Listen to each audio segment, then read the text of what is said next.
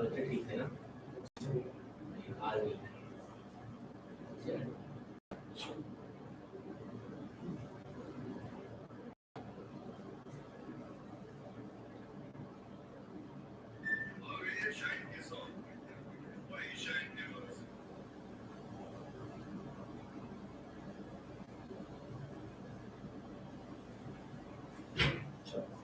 Start किया है।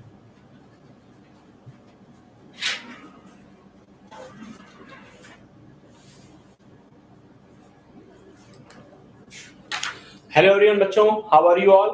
तो नाउ लेट्स स्टार्ट। कल हम लोगों ने अपनी NCERT line by line series में प्यारे बच्चों रेडॉक्स रिएक्शन स्टार्ट किया था, और रेडॉक्स रिएक्शंस का इंट्रो वाला पार्ट यानी ऑक्सीडेशन क्या होता, रिडक्शन क्या होता, ऑक्सीडाइजिंग एजेंट क्या होता और रिड्यूसिंग एजेंट क्या होता, ये सब कुछ एनसीईआरटी से कवर कर लिया था। अब आइए आगे की बात करते हैं। ठीक, तो बच्चों मुझे यहां तक मैं प्रॉब्लम नंबर 7.1 मैंने आपको करा दी थी। ठीक है, ठीक, प्रॉब्लम नंबर 7.1 आपको करा दी थी। अब ये जो एनसीईआरटी का टॉपिक है बच्चों 7.2 टॉपिक, आर्टिकल नंबर 7.2 पढ़ा हुआ है। इस आर्टिकल को हम लोगों को समझना है। तो एक बार फिर से सभी को good evening all of you and hello to everyone of you present over here. ठीक है, तो now without wasting any time let's start प्यारे प्यारे बच्चों। Redox reactions in terms of, मुझे लगता है ये भी मैंने बता दिया था आपको, हाँ, रिड्यूसिंग एजेंट तक तो 7.2 बता दिया था पूरा। तो 7.2 में ये जो पहला आर्टिकल है 7.2 का, यानी कॉम्पिटिटिव इलेक्ट्रॉन ट्रांसफर रिएक्शंस, ये पढ़ना है। बच्चों ये कुछ नहीं है, एक काफी इंटरेस्टिंग सा एक्सपेरिमेंट दिया हुआ है आपकी एनसीईआरटी में और इसको आपको समझना है। बच्चों जब हम लोग इलेक्ट्रोकेमिस्ट्री पढ़ाते हैं तो पढ़ाते हैं कि सेल के बारे में पढ़ाते हैं। ठीक है, चैप्टर है इलेक्ट्रोकेमिकल केमिस्ट्री, उसमें आपको हम अलग अलग सेल्स के बारे में पढ़ाते हैं। जब आपको पढ़ाएंगे क्लास में तो आप जानेंगे मेनली दो तरह की सेल्स होती हैं, एक गैल्वेनिक सेल्स और दूसरी इलेक्ट्रोलाइटिक सेल्स। तो वहां पर आपको बताएंगे कि साइंटिस्टों को इस सेल का आइडिया कहां से आया, कहां से थॉट आया कि सेल को बनाया जाए। तो बेटा वो यही एक्सपेरिमेंट है, इसी एक्सपेरिमेंट से साइंटिस्टों को आइडिया आया कि सेल का निर्माण किया जाए। ठीक, अब बात सुनो, पहले समझते हैं इस एक्सपेरिमेंट में किया क्या है फिगर में, बाकी एक एक लाइन पढ़ेंगे, पहले थोड़ा सा फिगर देख ले, ज्यादा अच्छा लगेगा आपको। देखो बेटा ये रॉड है और ये रॉड, एनसीईआरटी खोल लो अपनी बुक में ये पेज, और ये रॉड जिंक की रॉड है। ये रॉड जिंक मेटल की रॉड है, जिंक एक मेटल है और ये जिंक मेटल की रॉड है। बेटा जिसको प्लेस करा गया, यानी एक जिंक मेटल की रॉड ली गई और उसको प्लेस करा गया कॉपर सल्फेट में। कॉपर सल्फेट में, कॉपर सल्फेट में बेसिकली होता है कॉपर +2, और बहुत अच्छे से याद रखिएगा कॉपर +2 आयन का जो कलर होता है वो ब्लू कलर होता है ना। किसी भी सॉल्यूशन में Cu+2 आयन हो तो जो Cu+2 आयन का कलर होता है प्यारे बच्चों वो ब्लू कलर होता है। कैसा कलर होता है? ब्लू।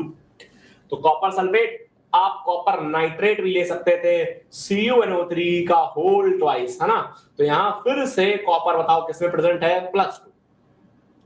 तो यानी कहने का मतलब कोई ऐसा सॉल्यूशन लिया गया जिसमें Cu आयन कॉपर आयन +2 के फॉर्म में था, और सब बच्चे हमारे जानते हैं, अब जान गए बल्कि, कि कॉपर +2 आयन जो होता उसका कलर बताओ कौन सा होता? उसका कलर ब्लू कलर का सॉल्यूशन बना होता। ठीक है, बहुत बढ़िया। ठीक, अब तो देखो एनसीईआरटी ने इसका कलर ब्लू दिखाया भी है, ये देखो नीला कलर है ना यार, देखो तो भाई। तो जिंक की रॉड को कॉपर सल्फेट में या कॉपर +2 में हो, है ना, ऐसे सॉल्यूशन जिसमें कॉपर आयन अपने +2 चार्ज पर हो उसमें डिप कर दिया, और मैंने आपको बताया कॉपर +2 का जो कलर होता प्यारे बच्चों वो ब्लू कलर होता है। अब ध्यान सुनना भैया, रख के खेलने चले जाओ। कहां चले जाओ? खेलने।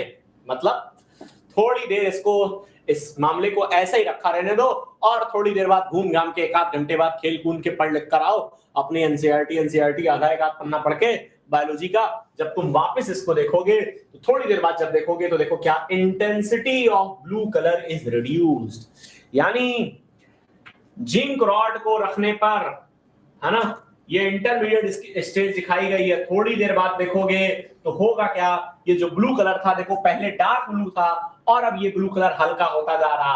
हल्के होने को अंग्रेजी में एनसीईआरटी में लिखा कि intensity of blue colour is reduced. यानी ब्लू कलर की इंटेंसिटी बताओ क्या हो गई बच्चों, रिड्यूस हो गई। ठीक, बहुत बढ़िया। तो ब्लू कलर की जो इंटेंसिटी थी वो रिड्यूस हो गई। अच्छा, एक चीज और देख पा रहे होंगे, यहां थोड़ी सी क्या आपको लालिमा नहीं दिख रही है? ठीक, यहां देखिए थोड़ा सा लालिमा दिख रही है, यानी जिंक रॉड में हल्का सा रेडिश कलर ऑब्टेन होने लगा है, रेडिश ब्राउन टाइप का। इसको रेडिश ब्राउन टाइप का कलर, रेडिश ब्राउन। ठीक, हल्की सी लालिमा दिख रही है, हल्का सा रेड और ब्राउन का मिक्सचर दिख रहा है, रेडिश ब्राउन। ठीक, फाइनली कुछ और बात देखिए, थोड़ी और देर बाद एक आध पन्ना एनसीईआरटी का और पढ़िए, अपनी बायोलॉजी का या केमिस्ट्री का या फिजिक्स का एक आध पेज और पलटिए, 2-4 सवाल और लगाइए और थोड़ी देर बाद और आइए तो फाइनल स्टेज देखने को मिलेगी। और फाइनल स्टेज बहुत ही अद्भुत। देखो फाइनल स्टेज में क्या होगा बेटा, ये सॉल्यूशन पूरा का पूरा कलरलेस हो चुका है। देखो यहाँ कोई कलर नहीं दिख रहा, तो ये सॉल्यूशन कैसा हो गया बताओ, कलरलेस हो गया। ठीक, हाँ, तो ये सॉल्यूशन बताओ भैया कैसा हो गया, कलरलेस हो गया। कलरलेस मतलब अब इस सॉल्यूशन का फाइनली आपको कोई भी कलर नहीं दिख रहा है। और ये देखो, ये जो रेडिश ब्राउन कलर था अब ये और डार्क हो चुका है। देखो आधी, मतलब लगभग आधी रॉड में रेडिश ब्राउन कलर ऑब्टेन हो चुका है। ये रेडिश ब्राउन कलर ऑब्टेन हो चुका है, यानी इसका मतलब है जिंक रॉड को हमने कॉपर सल्फेट या Cu+2 आयन के सॉल्यूशन में डाला, डिप किया, तो कॉपर +2 की वजह से ब्लू कलर था। कॉपर +2 की वजह से क्या था, ब्लू कलर। जैसे जैसे टाइम पास होगा पहले वो ब्लू कलर हल्का होगा और वो ब्लू कलर फिर एकदम गायब हो जाएगा, यानी सॉल्यूशन बताओ कैसा हो जाएगा, कलरलेस हो जाएगा। ठीक, लेकिन एक बात देखो, zinc rod reddish brown colour obtain करती जा रही है। पहले हल्का रेडिश ब्राउन था, बाद में और डार्क रेडिश ब्राउन हो जाएगा। क्या ये मामला समझ में आया? जब भाई साइंटिस्टों ने ये एक्सपेरिमेंट देखा ना, साइंटिस्टों की बुद्धि घूम गई। साइंटिस्टों की बुद्धि ये घूम गई, भैया आखिर ऐसा क्या है, ये सारा मामला क्यों हो रहा, ये ऐसा है क्या, ये क्यों हो रहा है कि जब जिंक रॉड को कॉपर सल्फेट में डाल रहे तो कॉपर सल्फेट या ब्लू कलर हल्का होता जा रहा है और जिंक रॉड पर, ठीक, जिंक रॉड पर क्या कहते हैं, ये रेडिश ब्राउन कलर आता जा रहा है। बेटा मैंने कुछ नहीं बताया, एक बच्चे ने कहा फिर से बताइए, कुछ भी नहीं कहा।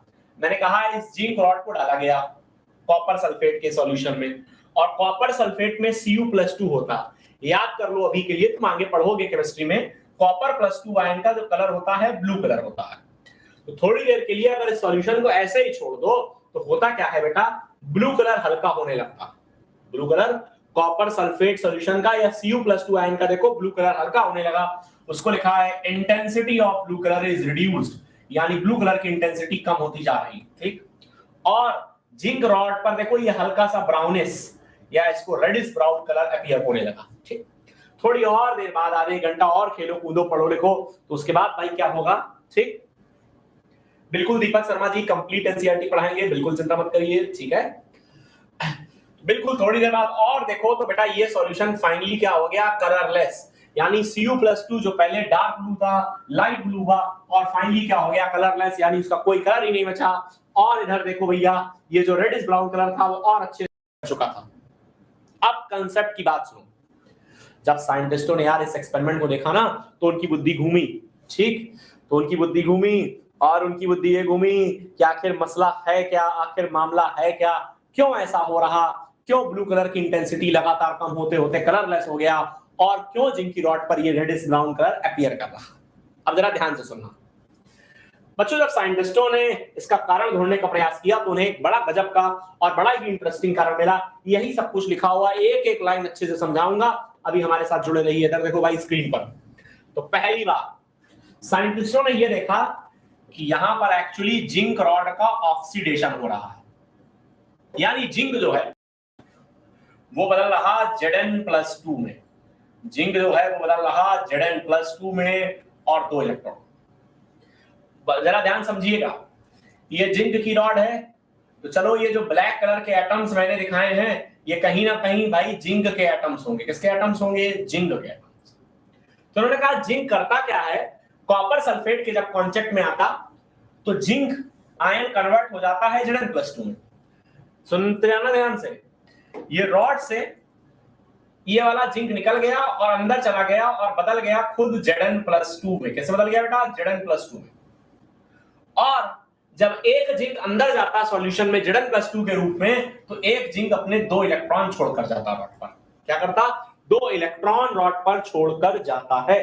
ठीक है भैया, परफेक्ट। ऐसे ही ये दूसरा वाला ब्लैक कलर वाला जो एटम मैंने दिखाया जिंक का, ये जिंक फिर से सॉल्यूशन में चला जाएगा और अंदर जाएगा Zn+2 के रूप में, और ये जिंक जब जाएगा तो फिर से रॉड पर बताओ कितने इलेक्ट्रॉन छोड़कर जाएगा? 2 इलेक्ट्रॉन छोड़कर जाएगा। और हमारे प्यारे बच्चे सब जानते हैं कि इलेक्ट्रॉन्स पर कैसा चार्ज होता है? नेगेटिव चार्ज होता है। तो बेटा धीरे धीरे रॉड पर नेगेटिव चार्ज अपीयर करने लगेगा। कैसा चार्ज अपीयर करने लगेगा? रॉड पर नेगेटिव चार्ज अपीयर करने लगेगा। क्या मामला क्लियर? ठीक। और अच्छा, जिंक इलेक्ट्रॉन लॉस कर रहा, हमारे सब बच्चे जानते हैं इलेक्ट्रॉन लॉस करने के प्रोसेस को, लॉस ऑफ इलेक्ट्रॉन को अंग्रेजी में बताओ क्या बोलते हैं? ऑक्सीडेशन। क्या बोलते हैं? ऑक्सीडेशन। अच्छा, अब सुनना एक चीज और अच्छे सुनना भैया, ये जो जब रॉड में इलेक्ट्रॉन्स आ गए, यहां इलेक्ट्रॉन आ गए जो जिंक छोड़कर गया है, अंदर जो कॉपर+2 पड़ा हुआ था, इसको लालच आएगा, कॉपर+2 है ये भैया, यहां जाएगा और 2 इलेक्ट्रॉनों के कांटेक्ट में आएगा, तो Cu+2 रॉड पर जाकर डिपॉजिट होगा और 2 इलेक्ट्रॉन के कांटेक्ट में आएगा और Cu बना लेगा कॉपर सॉलिड। बच्चों कॉपर मतलब तांबा। आपके घर में कोई तांबे आमे का बर्तन हो, उसका ब्राउनिश कलर का कलर होता है ना, रेडिश ब्राउन कलर होता भैया। ठीक है, तो भैया सुनना, सारी बात समझ में आएगी। और ये लिखा है गेन ऑफ इलेक्ट्रॉन्स। मेरे प्यारे प्यारे बच्चों, गेन ऑफ इलेक्ट्रॉन्स बताओ क्या कहते हैं? रिडक्शन। क्या कहते हैं? रिडक्शन। तो साइंटिस्टों ने कहा ये जो Cu+2 आयन है ये रॉड पर जाकर चिपक रहे और 2 इलेक्ट्रॉन अपने साथ ले रहे, एक्सेप्ट कर रहे। तो यानी जो बर्तन के अंदर Cu+2 था वो रॉड पर जाकर चिपक रहा और अब वो फाइनली कॉपर में कन्वर्ट हो गया, और कॉपर का कलर लालिमा कलर होता, रेडिश ब्राउन कलर होता, इसीलिए रॉड पर बेटा क्या कहते हैं? रेडिश ब्राउन कलर आ रहा। अच्छा, जो अंदर बर्तन में ब्लू कलर था, वो जो ब्लू कलर था वो कॉपर+2 की वजह से था। अब कॉपर+2 यहां से कम होता जा रहा है क्योंकि रॉड पर जाता जा रहा है ना, और अगर कॉपर+2 कम होता जाएगा तो क्या ब्लू कलर की इंटेंसिटी भी कम होती जाएगी, और फाइनली एक फाइनल समय ऐसा आएगा जब सारा का सारा कॉपर+2 चला गया होगा रॉड पे, तो यहां कॉपर+2 बचेगा ही नहीं, और जब कॉपर+2 नहीं बचेगा तो ब्लू कलर पूरा का पूरा आएगा भाई। तो यही लिखा है कॉपर डिपॉजिटेड ऑन जिंक, मतलब पूरा पूरा कॉपर जिंक की रॉड पर जाकर चिपक गया। क्या बच्चों ये एक्सपेरिमेंट तुमको मस्त तरीके से समझ में आया? ठीक है ना? बताओ भैया, क्या ये एक्सपेरिमेंट तुमको मस्त तरीके से समझ में आया भैया? बच्चों जल्दी से बताइए, क्या ये एक्सपेरिमेंट एकदम मस्त तरीके से समझ में आया भैया? क्या ये एक्सपेरिमेंट एकदम अच्छे समझ में आया? तो इसका मतलब भैया, और जहां ऑक्सीडेशन और रिडक्शन साथ में हो रहे हो उस रिएक्शन को बताओ हम लोग क्या बोलते हैं? कल बताया था कहीं ऑक्सीडेशन रिडक्शन साथ में हो रहे हो तो उस रिएक्शन को बोलो क्या बोलते हैं? रिडॉक्स रिएक्शन बोलते हैं। तो इसका मतलब साइंटिस्टों ने कहा भाई ये जो सब बदलाव आ रहे हैं ना, इस बदलाव का कारण, इस एक्सपेरिमेंट का जनक एक रिडॉक्स रिएक्शन है। क्या है इसके पीछे का कारण? बताओ, रिडॉक्स रिएक्शन है। मस्त एकदम। ठीक बच्चों, समझ में आया क्या? आओ एनसीईआरटी पढ़ ली जाए। और कल तुमको बताया था कि ऑक्सीडेशन और रिडक्शन वाली रिएक्शंस को मिला दो तो कंप्लीट रिडॉक्स रिएक्शन मिलती। ये देखो लिखी हुई है, दोनों हाफ रिएक्शंस को मिला दिया और दोनों हाफ रिएक्शंस को मिलाने पर, ऑक्सीडेशन और रिडक्शन को मिलाने पर, ये देखो कंप्लीट रिडॉक्स रिएक्शन लिखी हुई है। कैसे रिएक्शन लिखी हुई है? कंप्लीट रिडॉक्स रिएक्शन लिखी हुई है। क्या मस्त एकदम, सारा मामला क्लियर? ठीक, now let's have a reading of NCERT. अब तुम एक्सपेरिमेंट अच्छे समझ गए हो, एक एक बात समझ में आएगी। इधर देखो, हमारे साथ जुड़े रहो।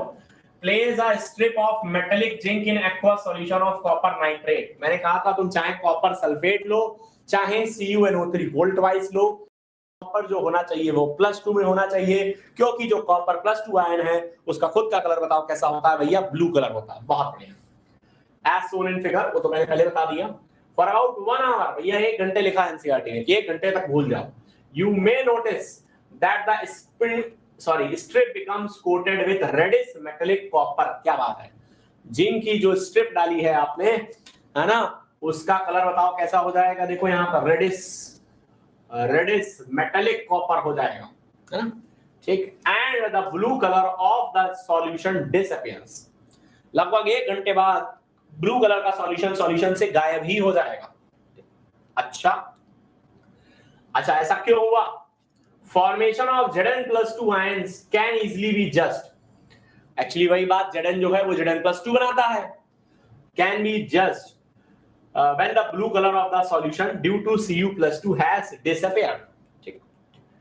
If hydrogen sulfide gas is passed through the colorless solution containing Carab, ये सॉल्यूशन कलरलेस हो गया था फाइनल वाला। अब इससे ये लाइन इंपॉर्टेंट है, H2S gas is passed, ठीक, appearance of white zinc sulfide ZnS can be seen on making the solution alkaline with ammonia। ये बेटा टेस्टिंग कर रहे हैं एक प्रकार की, तो if hydrogen sulphide gas is pass through, जो कलरलेस सॉल्यूशन हो गया उसमें H2S गैस पास करी, ठीक है। अब उसमें पहले Cu+ थे, अब तो रॉड से निकल के उसमें Zn+2 आ गए हैं, एकदम ध्यान समझते हैं ना, तो उसमें Zn+2 है, appearance of white zinc sulphide, है ना, ZnS, व्हाइट कलर का ZnS प्रोड्यूस होगा, ठीक। अब देखा है जो रिएक्शन हुई ओवरऑल एक्सपेरिमेंट में, उस रिएक्शन को इससे दर्शाया जा सकता, द रिएक्शन बिटवीन बेटा जिंक और Cu+2 के बीच ये रिएक्शन हुई। बेसिकली जिंक ने 2 इलेक्ट्रॉन लॉस करे, तो जिंक ने कराया अपना ऑक्सीडेशन और Cu+2 गया Cu में, और बताओ कॉपर ने प्यारे बच्चों क्या कराया, अपना रिडक्शन, अपना क्या कराया, रिडक्शन कराया, ठीक है, परफेक्ट। अच्छा, in this reaction zinc has lost electron, zinc ने इलेक्ट्रॉन लॉस किया, and therefore zinc is oxidised. अगर जिंक ऑक्सीडाइज हुआ यानी जिंक ने इलेक्ट्रॉन को छोड़े हैं, तो इन निकले हुए इलेक्ट्रॉन्स को निश्चित ही किसी ने लिया होगा, और इलेक्ट्रॉन्स को लेने वाला यानी something must be reduced. Accepting the electrons lost by zinc, copper ion is reduced by gaining the electron from the zinc. जो कॉपर आयन है, Cu+2 आयन है, वो इलेक्ट्रॉन एक्सेप्ट करता है, और फाइनली वो कन्वर्ट किस में हो जाता, बताओ, जिंक में कन्वर्ट हो जाता। क्या मामला क्लियर? ठीक, मस्त एकदम। तो ओवरऑल सच बताएं, इतने पैरा में खाली एनसीईआरटी ने ये समझाया कि ये जो एक्सपेरिमेंट था, इस एक्सपेरिमेंट का जो बेसिक है वो बताओ एक रिडॉक्स रिएक्शन है। क्या फाइनली समझ में आया आपको भाई? अच्छा, एक गजब की और बात सुनो, एक गजब की और बात सुनो, अच्छी बात बताएं तुमको, अच्छा लगेगा सुन के, सुनना। अगर हम ओवरऑल रिएक्शन लिखें एनसीईआरटी के हिसाब से, तो जिंक को एनसीईआरटी ने कहा कॉपर नाइट्रेट में डाला था, बहुत बढ़िया, कॉपर नाइट्रेट में डाला था, ठीक। तो बताओ यहां पर आ जाएगा जिंक, है ना, ये बन गया जिंक नाइट्रेट, और सारा का सारा कॉपर। अरे जिंक नाइट्रेट में Zn+2, ये घबरा क्यों रहे हो भैया, ऐसे घूर के क्यों देख रहे हो, और बाहर निकल गया कॉपर।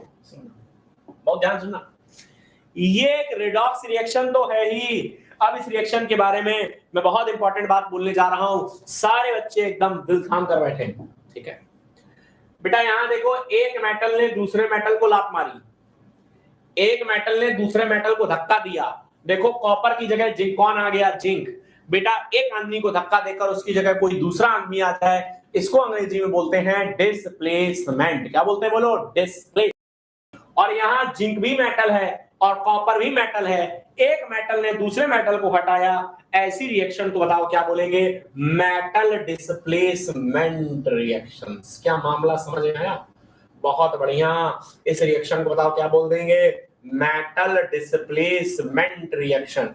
एक मेटल को हटाकर, कॉपर को हटाकर, कॉपर की जगह आकर जिंक बैठ गया, यानी कॉपर को धक्का देकर उसकी जगह आकर जिंक बैठ गया, मेटल ने मेटल को हटाया, ठीक है, अपने ने अपने को सताया। इस रिएक्शन को बताओ क्या बोलते हैं, मेटल डिस्प्लेसमेंट रिएक्शंस। क्या मामला क्लियर हुआ?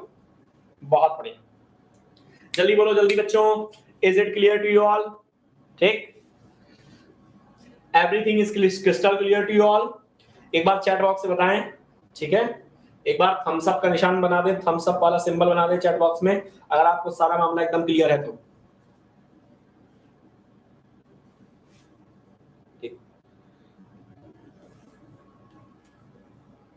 ठीक है भैया। अब बात सुनो एकदम ध्यान से, बात सुनो एकदम ध्यान से, एकदम ध्यान से बात सुनो मेरी। बात क्या है, एकदम ध्यान सुनो। किसी बच्चे के मन में, अरे कंजूस बच्चों, ठीक है, ठीक है, किसी बच्चे के मन में एक सवाल आ सकता है कि सर जिंक ने तो कॉपर को हटा दिया, सोचिए अगर हम इसका उल्टा करें, इसका उल्टा करें, सोचो रे भाई, एक एक बात बिल्कुल डिकोड कर देंगे एनसीईआरटी को, सुनना जरा ध्यान से। अगर अपन इसका उल्टा करें, मतलब कॉपर को ले लें और कॉपर को जिंक नाइट्रेट में डालें, बहुत अच्छे समझना बेटा। तुम क्या सोच रहे होगे, सर अगर ये मेटल डिस्प्लेसमेंट रिएक्शन है तो हो ये जाना चाहिए था कॉपर फिर से जिंक को धक्का दे देगा और यहां बन जाना चाहिए था कॉपर नाइट्रेट और बनना चाहिए था जिंक। लेकिन मेरे प्यारे प्यारे नन्हे मुन्ने बच्चों, तुमको जानकर बहुत ही अच्छा लगेगा कि भाई रिएक्शन होती ही नहीं। क्या बात, ये रिएक्शन नहीं होती है, ये रिएक्शन होती ही नहीं है। और इसका फिर मामला क्या है, हमें कैसे पता लगेगा कि कौन सा मेटल किस मेटल को धक्का देकर उसकी जगह आ सकता, ये रिएक्शन क्यों नहीं होती? हमारे हिसाब से तो हमको फिर दिख रही है रिएक्शन भैया। जैसे आप कह रहे थे जिंक ने कॉपर को धक्का दिया, तो हम यहाँ उसका उल्टा करा रहे हैं, और उल्टा ये करा रहे हैं कि कॉपर के द्वारा धक्का दिला रहे हैं और कॉपर जिंक को हटा रहा, जिंक को डिस्प्लेस कर रहा। फिर से तो वही कहानी हो रही है, एक मेटल दूसरे मेटल को धक्का दे रहा, और ये रिएक्शन मेटल डिस्प्लेसमेंट रिएक्शन होनी चाहिए थी, है ना, होना तो बहुत कुछ चाहिए था, पर ऐसा होता नहीं है। क्या समझ में आया बच्चों?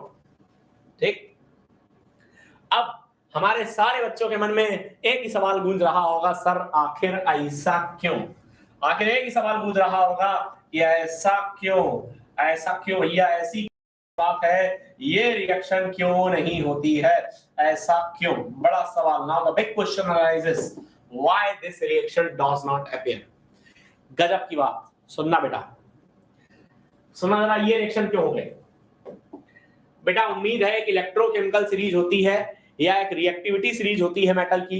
कभी आपने जीवन में धोखे से, अनजाने में, गलती में इलेक्ट्रोकेमिकल सीरीज या रिएक्टिविटी सीरीज का नाम सुन लिया होगा। ठीक, इलेक्ट्रोकेमिस्ट्री में हम लोग आपको याद कराएंगे वो रिएक्टिविटी सीरीज या इलेक्ट्रोकेमिकल सीरीज क्या होती है।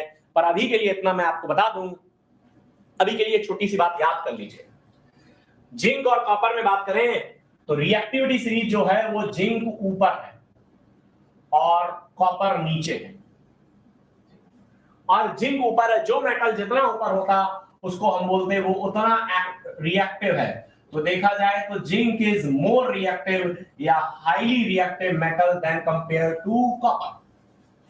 तो जिंक इज मोर रिएक्टिव या highly reactive and copper is, जल्दी बोलो, कॉपर इज क्या? Less reactive metal. Copper is less reactive metal. अब जरा ध्यान से बात सुनना मेरे प्यारे प्यारे बच्चों, हुआ ये मेटल डिस्प्लेसमेंट रिएक्शन की एक गजब की शर्त होती है, अपनी कॉपी में लिख लो, highly active metal less active metal को हटा सकता है, या more reactive metal less reactive metal को हटा सकता है।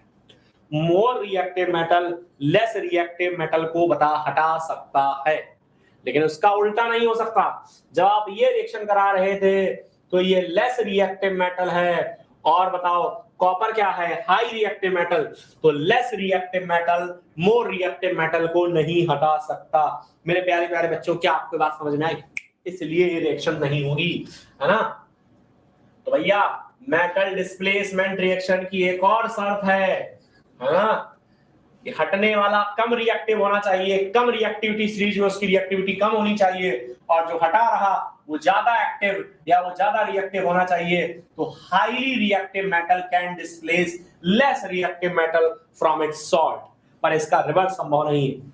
जल्दी बताओ, क्या एकदम समझ में आया बच्चों? Is it clear to you all? जल्दी से बताओ। एकदम अच्छे समझ में आ गया मुझे लगता है, एकदम मस्त तरीके से समझ में आ गया। पूरा मैंने एक एक लाइन एनसीईआरटी की डिकोड कर दिया आपके सामने, और भाई बिल्कुल समझा दिया आपको आखिर ऐसा क्यों होता, इसका उल्टा क्यों नहीं होता। नहीं तो तुम कभी भी मेटल को मेटल से हटा दोगे, मेटल डिस्प्लेसमेंट रिएक्शन करा दोगे। ठीक, तो ये रिएक्शन फिजिबल है ये होती, ये नहीं होती, क्योंकि लेस रिएक्टिव मेटल अपने से ज्यादा रिएक्टिव मेटल या रिएक्टिव मेटल को हटा नहीं सकता है। मामला क्लियर बच्चों? लेट्स मूव आगे, हटा दिया जाए इसको। बिल्कुल सर। अब आइए भैया,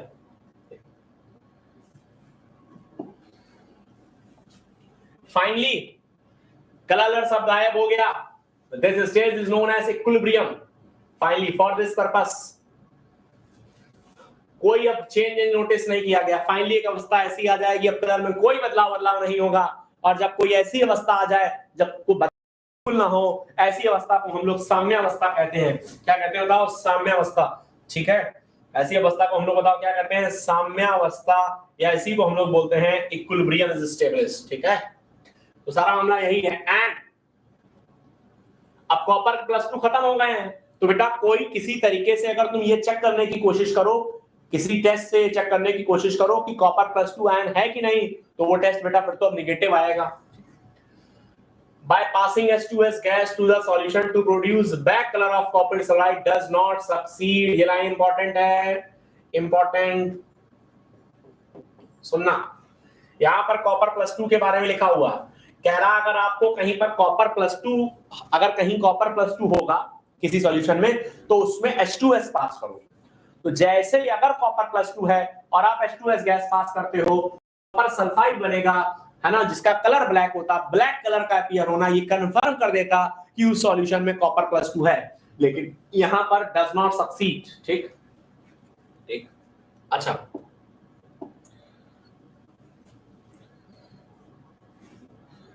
ठीक, तो जो भी Cu+2 है उसको डिटेक्ट नहीं करा जा सकता। ठीक, ये इक्विलिब्रियम को है। अब बेटा इसके आगे एक और रिएक्शन बताई गई तुम्हारी एनसीईआरटी में, रिएक्शन बताई गई कि कॉपर को आप सिल्वर में रखो, तो भैया कॉपर जो है हाईली एक्टिव मेटल है। ठीक है ना, ये रिएक्शन भी हो जाती। ठीक ठीक, अब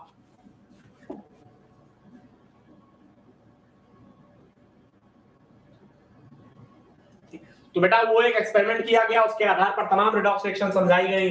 कोबाल्ट को निकल के साथ रखो, तो कोबाल्ट का जो है वो ऑक्सीडेशन होता, तो आप यहां से एक निष्कर्ष निकाल सकते हो, जो हाईली एक्टिव मेटल होता है ना, उसका ऑक्सीडेशन होता, और जो लेस एक्टिव या जो लीस्ट एक्टिव मेटल होता है प्यारे बच्चों, उसका बताओ क्या होता? रिडक्शन होता।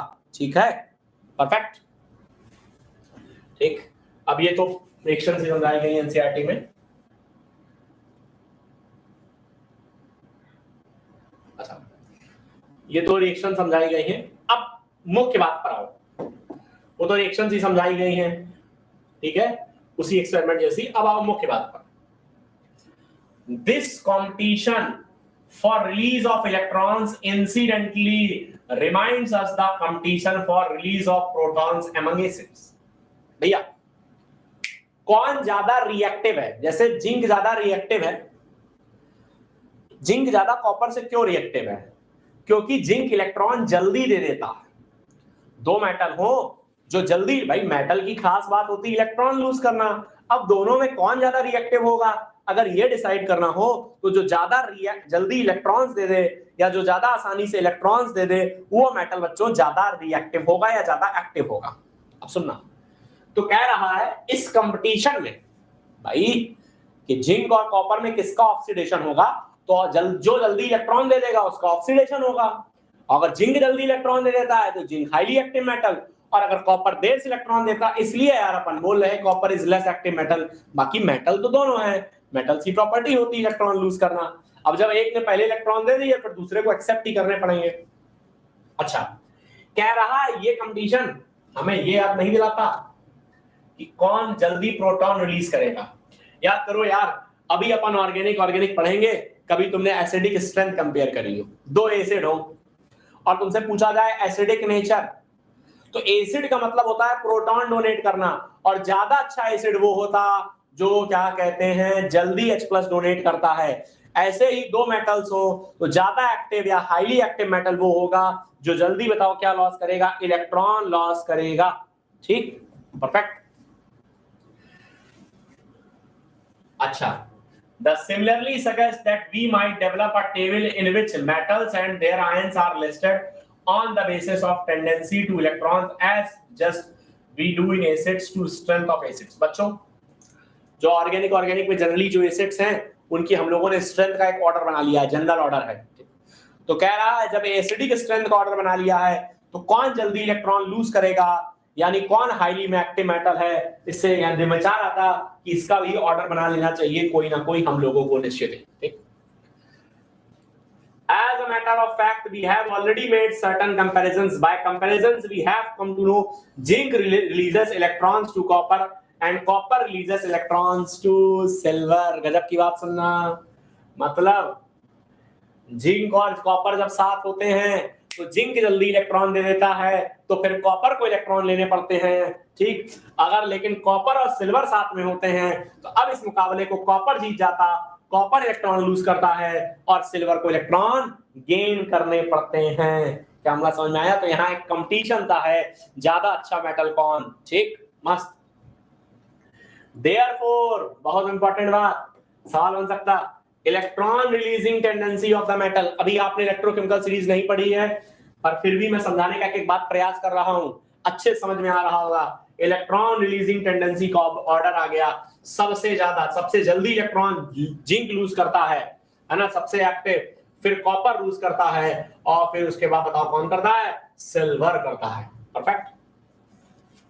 We would love to make our list more vast and design a metal activity series और electrochemical series। बच्चों हम चाहेंगे कि जैसे हमने ये जिंक, कॉपर और सिल्वर का एग्जांपल याद किया, ऐसे बहुत सारे मेटल्स की रिएक्टिविटी का कंपैरिजन याद कर लें और उस सीरीज को मेटल एक्टिविटी सीरीज या इलेक्ट्रोकेमिकल सीरीज बोलते हैं। क्या एकदम मस्त तरीके से आपको समझ, एकदम चौकस? ठीक, बताओ मेरे प्यारे बच्चों। नाउ लेट्स मूव आगे, थोड़ा सा आगे चलते हैं। The competition for electrons between various metals helps us to design a class of cells named as galvanic cell in which, बहुत बढ़िया, क्या यही लाइन तुमको हमने स्टार्टिंग बताई थी कि कौन ज्यादा अच्छा एक्टिव मेटल होगा? एक्चुअली जो ज्यादा अच्छा एक्टिव मेटल होता तुमको पढ़ाएंगे उसका ऑक्सीडेशन होता, ठीक है, और ऑक्सीडेशन हमेशा इलेक्ट्रोकेमिकल सीरीज में पढ़ाएंगे एनोड पर होता।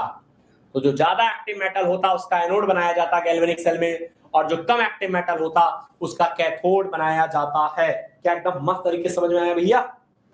Perfect. We will study more about this cell. अभी ज्यादा ना पढ़ो, इतना ही समझो।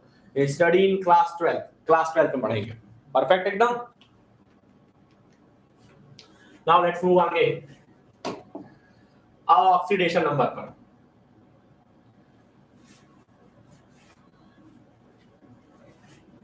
एक रिएक्शन दी गई है, when hydrogen combines with oxygen to form water by the reaction। Hydrogen atom पर पहले कोई चार्ज नहीं था, नेचुरल स्टेट में हाइड्रोजन था, मॉलिक्यूलर फॉर्म में जीरो चार्ज था। We can visualize the hydrogen atom from zero state in H2 to a positive state in H2O। बेटा H2O में एक हाइड्रोजन पे चार्ज +1 का होता, तो हाइड्रोजन पहले जीरो पर था, अब +1 पर चला गया, और O2 में जो ऑक्सीजन था वो पहले जीरो पर था, है ना, और अब चला गया -2 पर O2 में, है ना, ऑक्सीजन चला गया -2 में। It is assumed that there is electron transfer from hydrogen to oxygen। बेटा हाइड्रोजन पर पॉजिटिव चार्ज आ गया, और पॉजिटिव चार्ज का मतलब बढ़ना, हाइड्रोजन ने इलेक्ट्रॉन लॉस करे होंगे, और ऑक्सीजन पर नेगेटिव चार्ज बढ़ना मतलब ऑक्सीजन ने इलेक्ट्रॉन का गेन करे होंगे। तो निश्चित ही हाइड्रोजन और ऑक्सीजन के बीच ये एक इलेक्ट्रॉन ट्रांसफर रिएक्शन है, और इलेक्ट्रॉन ट्रांसफर रिएक्शन को ही रिडॉक्स रिएक्शन बोलते हैं। जो इलेक्ट्रॉन लॉस करता, कल बताया था, उसका ऑक्सीडेशन, जो गेन करता उसका रिडक्शन। तो H2 is oxidised and O2 is reduced. Perfect, मस्त। आओ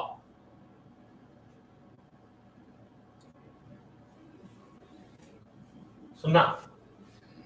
However, we shall see later, ऐसा हम बाद में देखेंगे। The charge transfer is only partial and perhaps better describes an electron shift rather than complete loss of electron। बहुत बढ़िया बात लिखी हुई है बेटा। बेटा वाटर एक कोवेलेंट कंपाउंड है, कोवेलेंट मॉलिक्यूल है। जो आयनिक मॉलिक्यूल होते हैं उनमें कंप्लीट इलेक्ट्रॉन का ट्रांसफर होता है, पर याद रखना जीवन में जो कोवेलेंट मॉलिक्यूल होते हैं, जैसे कि वाटर होता, बेटा तो इसमें इलेक्ट्रॉन शिफ्ट हो गए थोड़ा सा ऑक्सीजन की तरफ, ऐसे ही ये दूसरा बॉन्ड है, सॉरी दूसरा बॉन्ड है, यहाँ भी थोड़ा सा इलेक्ट्रॉन शिफ्ट हो जाएंगे, तो ये पार्शियल चार्जेस आते हैं, है ना, कंप्लीट चार्जेस नहीं है। ठीक, देखो आगे क्या लिखा, what has been said may be true for a good number of other reaction involving covalent compounds। Class में हमने तुमको बताया है कि ऑक्सीडेशन नंबर कोवेलेंट कंपाउंड्स के लिए हाइपोथेटिकल या इमेजिनरी चार्ज है, हाइपोथेटिकल या इमेजिनरी चार्ज है, जबकि आयनिक कंपाउंड्स में वास्तविकता में चार्ज आता तो oxidation number is real charge in case of ionic compounds. एकदम मस्त, समझ में आया क्या भाई? ठीक, इन ऑर्डर दो एग्जांपल दिए हैं, in order to keep track of electron shift, यानी किसी केमिकल रिएक्शन में कौन इलेक्ट्रॉन दे रहा कौन इलेक्ट्रॉन ले रहा, इनका अच्छे से ध्यान देने के लिए, और formation of covalent compounds, more practical method of using oxidation number has been developed. ठीक बेटा, ऑक्सीडेशन नंबर निकालते समय मैंने क्लास में बोला था कोवेलेंट कंपाउंड में पार्शियल चार्जेस होते हैं, लेकिन उसको हम लोग कंप्लीट चार्ज अज्यूम कर लेते हैं। कैसा चार्ज अज्यूम कर लेते हैं? Complete. It is always assumed that there is a complete transfer of electron towards more electronegative atom। बहुत बढ़िया, है ना? तो कोवेलेंट कंपाउंड्स में ट्रांसफर तो पार्शियल होता, पर इसको कंप्लीट अज्यूम कर लेते हैं हम लोग। बहुत बढ़िया।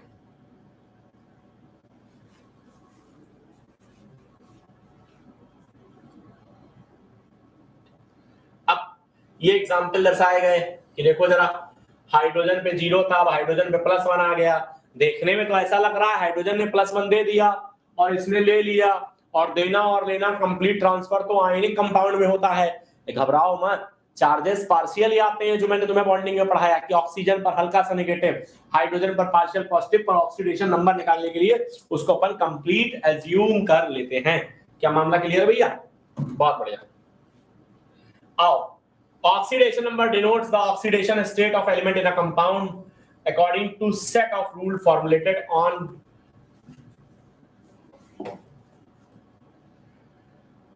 ठीक कह रहा है, निकालने के लिए कुछ रूल्स बनाए गए हैं ना, ये मानते हुए कि कोवेलेंट बॉन्ड में इलेक्ट्रॉन हमेशा मोर इलेक्ट्रोनेगेटिव एटम की तरफ जाते हैं। आपने बहुत अच्छा पढ़ा है, बहुत अच्छे से पढ़ा है क्लास में कि एक लेस इलेक्ट्रोनेगेटिव हो एक मोर इलेक्ट्रोनेगेटिव हो, तो इलेक्ट्रॉन्स हमेशा मोर इलेक्ट्रोनेगेटिव एटम को देते हैं, और इस वजह से मोर इलेक्ट्रोनेगेटिव एटम्स पर नेगेटिव चार्ज आता और लेस इलेक्ट्रोनेगेटिव एटम पर बताओ कैसा चार्ज आता बच्चों?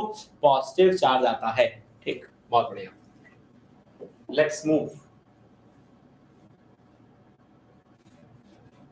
कह रहा it is not possible to remember or make out easily in a compound ion which element is more electronegative than the other। कह रहा ये याद रखना काफी कठिन है, इतने सारे एलिमेंट है कि कौन किससे ज्यादा इलेक्ट्रोनेगेटिव है, तो भाई है ना, किस पर नेगेटिव आएगा किस पर पॉजिटिव आएगा, तो set of rules has been formulated to determine the oxidation number. तो कह रहा है इसलिए इलेक्ट्रोनेगेटिविटी इतने सारे एलिमेंट्स की याद रखना कठिन है, इसलिए कुछ नियम हैं वो बना दिए गए हैं ऑक्सीडेशन नंबर को डिटरमाइन करने के लिए। ठीक, अच्छा आओ, if 2 or more than 2 atoms of element are present in the molecules, देखो सेंट्रल एटम के एक से ज्यादा एटम प्रेजेंट हो, then the oxidation number of the element will be the average of the oxidation number of all the atoms of the element। क्या बात है, याद है क्लास में मैंने तुम्हें पढ़ाया है कि सेंट्रल एटम का नंबर 1 से ज्यादा हो तो जो x वाले मेथड से आंसर आता है वो ऑक्सीडेशन नंबर नहीं बल्कि ऑक्सीडेशन नंबर्स की क्या होता है? एवरेज होता है। वही पॉइंट है इंपॉर्टेंट, याद है? जो आंसर आता है x वाले मेथड से, ये देखो ये पॉइंट, है ना, वो एवरेज ऑक्सीडेशन नंबर आता है। ठीक, अब बेटा रूल्स हैं, चलो यहीं से हम लोग नेक्स्ट कल कंटिन्यू करेंगे। ठीक है, उम्मीद है आप सबको अच्छा लगा होगा सेशन। बच्चों अपने और भी फ्रेंड्स के साथ शेयर करें, और ताकि ज्यादा से ज्यादा लोग हम लोग के साथ जुड़े। मैं 9:45 पर डेली इसी चैनल पर, है ना, आपको एनसीईआरटी करा रहा हूँ। ठीक है, बाकी मस्त रहें, स्वस्थ रहें, पढ़ते रहें, बाकी कोई टेंशन मत लें, कोई समस्या हम लोग को बताएं बच्चों, अच्छे से पढ़ें, बाकी टेंशन आप मत लें। This is all for today's lecture. जय हिंद बच्चों, बाय बाय।